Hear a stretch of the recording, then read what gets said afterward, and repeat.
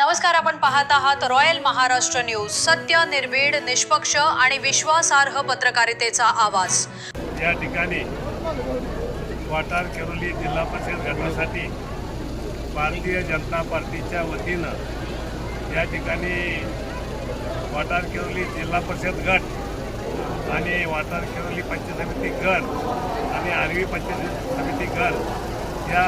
तिन्ही जागेसाठी आज या ठिकाणी उमेदवारी अर्ज दाखल केले. हे उमेदवारी अर्ज दाखल करण्यासाठी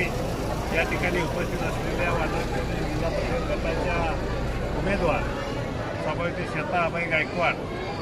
वाटार केरोली गणाच्या उमेदवार सभापती संध्या सुनील मनवडकर आणि आर्वी गणाचे उमेदवार अनंत पांडुरंग साबळे या ठिकाणी या तिघांची आज उमेदवारी अर्ज या ठिकाणी निवडणूक कार्यालयात अधिकाऱ्यांच्याकडे सुपूर्द करण्यात आले आणि त्या निमित्ताने या ठिकाणी वाटार केरोली गटामधले एक ज्येष्ठ आमचे मार्गदर्शक नेते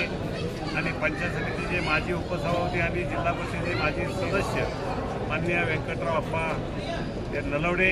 त्याचप्रमाणे या ठिकाणी उपस्थित असलेले सह्याद्री सहकारी साखर कारखान्याचे माजी संचालक आणि आमचे ज्येष्ठ मार्गदर्शक मान्य विठ्ठलरावजी घोरपडे, त्याचप्रमाणे या ठिकाणी आर्वी गणा वाटार केरोली गणाचे माजी पंचायत सदस्य माननीय विकासजी राव या ठिकाणी उपस्थित असलेले हे तिन्ही उमेदवार, त्याचप्रमाणे या ठिकाणी वाटार केरोली गटातले जे उपस्थित असलेले सर्व आता ज्येष्ठ कार्यकर्ते, सर्व तरुण कार्यकर्ते, त्याचप्रमाणे सर्व उपस्थित असलेल्या आमच्या लाडक्या बहिणी आणि सर्व या ठिकाणी बंधू भगिनी, आज या ठिकाणी भारतीय जनता पार्टीच्या वतीनं हे तिन्ही उमेदवारी अर्ज दाखल केले. मला वाटते कालच या ठिकाणी जिल्हा परिषदेच्या आमच्या उमेदवार सभापती श्वेताबाई गायकवाड यांनी त्यांचं मनोगत त्या ठिकाणी काल आपल्यासमोर मांडलेलं आहे. या ठिकाणी आज मी तिन्ही उमेदवारांच्या वतीनं आपल्याला ग्वाही देऊ इच्छितो की या ठिकाणी आज केंद्रामध्ये माननीय नरेंद्र मोदी साहेब पंतप्रधान आहेत,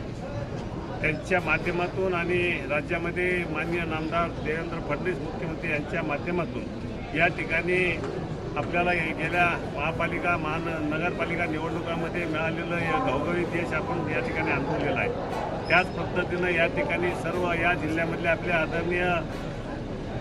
या राज्याचे ग्रामविकास मंत्री माननीय नामदार जयकुमार गोरे साहेब, या ठिकाणी बांधकाम मंत्री नामदार शिवेंद्रराजे भोसले, त्याचप्रमाणे या ठिकाणी या जिल्ह्याचे भाजपचे जिल्हाध्यक्ष माननीय अतुलजी भोसले, या ठिकाणी या कराड उत्तर विधानसभा मतदारसंघाचे आमदार मान्य मनोजदादा घोरपडे, त्याचप्रमाणे या लोकसभा मतदारसंघाचे खासदार मान्य उदयसिंहराजे भोसले,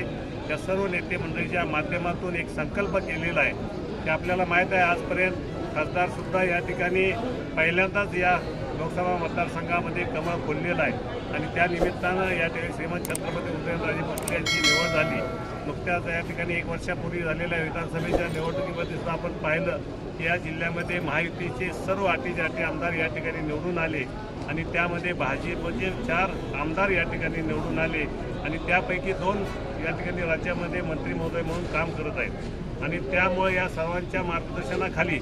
या ठिकाणी सातारा जिल्हा परिषदेमध्ये आपल्याला या वेळेला कोणत्याही परिस्थिती, कारण आजपर्यंत सातारा जिल्हा परिषदेमध्ये भाजपची किंवा महायुती सत्ता नव्हती, पण आता या वेळेला कुठल्याही परिस्थितीमध्ये भाजपच्या माध्यमातून या ठिकाणी भाजपचा झेंडा सातारा जिल्हा परिषदेवर आणि जिल्ह्यामधल्या सर्व पंचायत समित्यावर भाजपचा झेंडा फडकवण्याचं या ठिकाणी उद्दिष्ट सर्व नेते मंडळींनी केलेलं आहे आणि त्यासाठी म्हणून सर्व कार्यकर्तेसुद्धा जोमानं कामाला लागलेले आहेत. आम्हाला खात्री आहे या ठिकाणी वाटार जिल्हा परिषद गटामध्ये सुद्धा यावेळेला तिन्ही उमेदवार हे भाजपचे पचे कमळाच्या चिन्हावर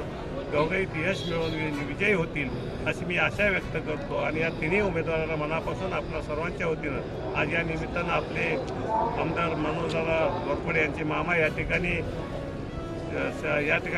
AB फॉर्म घेऊन उपस्थित राहिले, त्यांचंही मनापासून या ठिकाणी मी स्वागत करतो, त्यांच्या सर्व सहकार्याचं स्वागत करतो,